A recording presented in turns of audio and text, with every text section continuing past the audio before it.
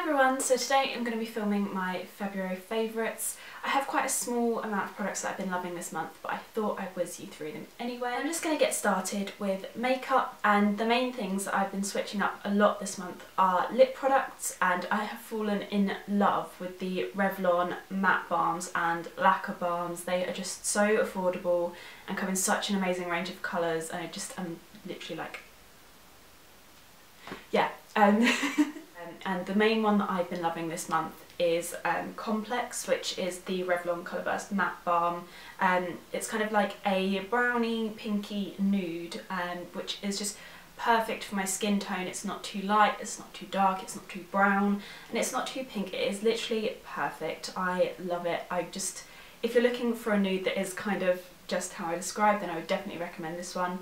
The fact that it's matte means that it stays on a little bit longer than other balms might. It's not got the best lasting power at all, nothing in comparison to the NARS matte lip pencils, but it's still definitely worth picking up. I just absolutely love it. I wear it all the time. And one of the other products that I'd like to pair with it is the Maybelline Colour Sensational Shine Gloss. I have two of these. I have the shade Cashmere Rose and Glorious Grapefruit. They're just non-sticky, they're sheer, but they still have the perfect amount of colour to them, so that you can kind of pair them with other colours and they kind of like complement each other. So the Revlon matte balm and this are just beautiful together. I have had so many compliments, like even from people at work who never really comment on my makeup, but people at work have been like, what are you wearing? And I'm like, well. So yeah, I can't recommend these two enough, especially as a little duo. And then the other Revlon balm I've been loving is their Laquer balm in Demure, which is kind of a more pinky, glossy lip product. God, I had no idea what I was saying there. The lasting power of these is definitely not so great, because obviously they're a lot more kind of glossy, they're a lot more slippy and slidey, and just like they're gone in about an hour or less. I still really love the colour of this. It just is so pretty. I've actually done a video with swatches on all of the matte balms and Laquer balms I have, so I will link that up in the description box below. I did it as a private video just because it was kind of a midweek thing and it was a bit weird, but I'll link that up below so you can go and watch it if you want to. But yeah, I've just been loving those so much. And then another really affordable product I've been loving is the Soap & Glory Archery Brow Tint and Precision Shaping Pencil. Long name.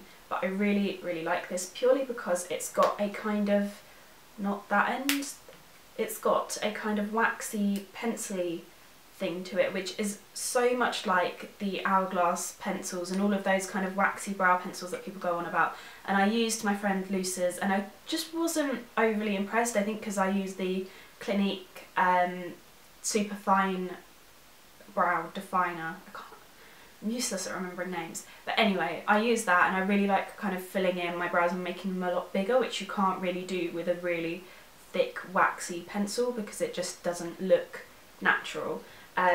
So I don't love things like this for that purpose, but for a really quick filling in kind of in the centre part of my brows, I love kind of really big pencils because they're just so quick. And this so affordable product I picked up this month was the Dior Glow Maximizer Light Boosting Primer.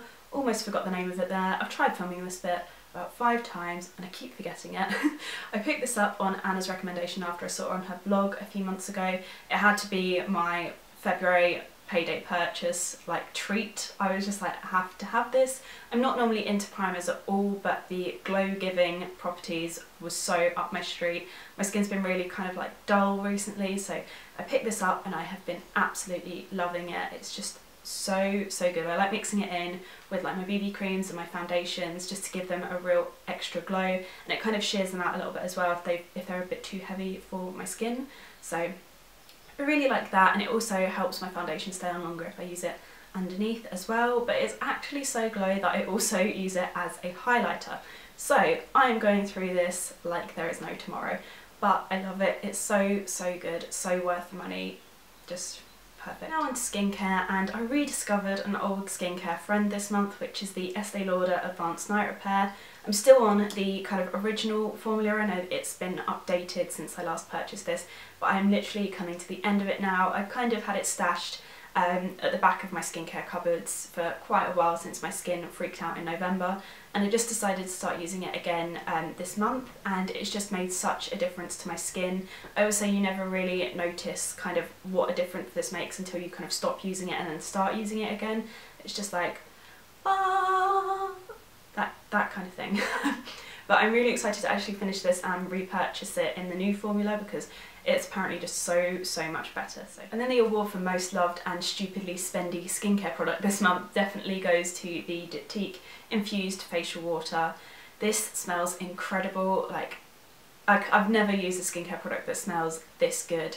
It just smells like roses and kind of fruit cordial, so I kind of feel like I should be drinking it rather than putting it on my face, even though don't do that at home, kids. But seriously, it's just for the smell alone, it gets a mention because it is just so beautiful. But as a toner as well, it is amazing. My skin hasn't freaked out at all with it, and my skin can kind of do that with really heavily fragranced toners. I was really surprised by actually the whole range, with the fact that my skin hasn't freaked out with any of their products and they're quite heavily scented. So winner? I don't know. So yeah, beautiful toner, even more beautiful smell. Love it. Is it ridiculously pricey? Yes. I'm just going to leave it at that. And then my final product this month is a haircare product, and we have had the most torrential rain in the UK. Like, it just feels like it hasn't stopped. It's been mental, and when it rains my hair just tends to kind of frizz and go a bit mental, which when you straighten your hair on a daily basis, it just doesn't work. So one product I've been really loving is the Bumble and Bumble Straight Blow Dry Cream. It just literally keeps your hair so straight. It smells very unisex, which kind of puts me off because I'm not the biggest fan of like unisex scents, but it does keep your hair so straight. I kind of use it once it's been dried before straightening. I kind of just run a bit through, but sometimes I run it through when it's wet as well. It's kind of one of those multi-use things. I don't think it really matters. It still does the same thing however you use it, which I like because sometimes I forget. I hate it when you have to use a product before you blow dry your hair and then you forget and then you're like... So that is it for my monthly favourites, guys. I hope you all enjoyed it. I'm now off to film a very highly requested video for next week's video, so keep your eyes peeled for that. If you have any other video requests, as always, just leave them in the box below, and I'll try and in the comment box below, and I'll try and put all of the product descriptions and review links and all of that stuff in the description box. So yeah, thanks for watching, and I'll see you guys next week. Bye!